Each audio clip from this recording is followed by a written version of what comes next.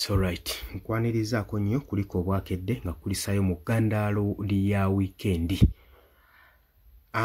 Ekiri e Butambala Gomba kissa kinegula.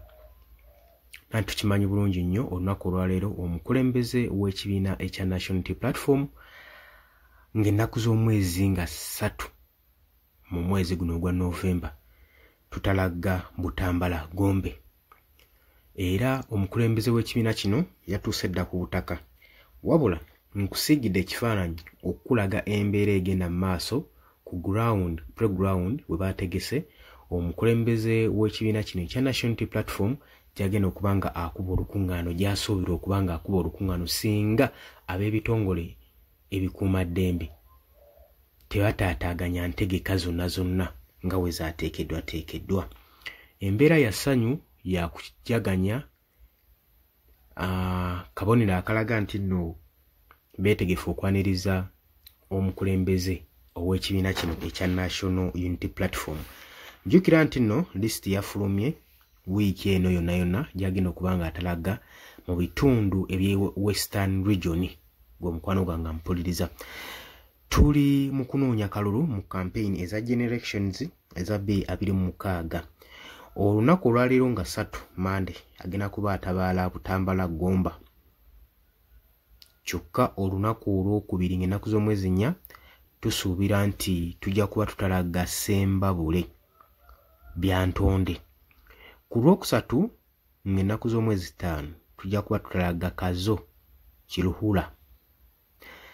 Ng'ennaku z'omwezi 6 ku lwokuna tujja kubeera Isingiro. Ate we twali mu tuwa ezaasooka omwaka guli oguwedde abantu b'Isingiro mwayaniriza bulungi omukulembeze w'ekibiina kino kansulenti nayo kigenda kubeera kirala mukko. Nga 7 Olwokutaano tujja kubeera Mbalala talage n'Embalala City. Ku lunaku olw'omukaaga gwe tugenda okukomekereza wiiki ennaku z'omwezi 8 tujja kubeera Lwampala Ntuŋŋamo. Byebifo ebisuubirwa okutalaggwamu okunoonyezaamu campaign mu wiiki eno yonna ng'omukwano gwange ali eyampuliriza. So kigenda kutokutanga sisaanikire nga we kiri eggombe e Butambala abaayo baatandise dda okwetegeka essanyu liba biboyaanya ssaawa zino wenjogerera bateekateeka okwaniriza omukulembeze ow'ekibiina kya National Unity Platform. Ebbanga eriyise tubadde mu Eastern Region mulabye ebyayo mwalaba ebyayo embeera bwetyo bwe yatambula.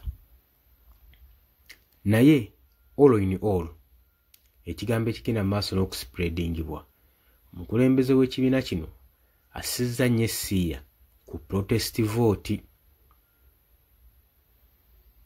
Tulaba nga n'abakulembeze bavuddeyo ne balangirira abali mu gavumenti nti abantu mwandibadde mweteekerateekera okuba nga musitowalinga emmere. Lwaki babagambawo ekiti? Balabye ekibadde mu Tanzania, balaba ekyali mu Kenya, balaba nga eno embeera egenda mu maaso n'okuspreadinga, egenda mu maaso n'okusaanyaawo n'okuwunzika gavumenti eza Africa. Kati wetunuulira amawanga gonna agasinga mu Africa gagenda gawunzika gavumenti gazivuunika. Kino kireetedde Mwami Yoweri Kaguta Museveni obwerayiikirivu era ne kibaleetera opanikinga okuteekawo embeera. So kitegeeza ki?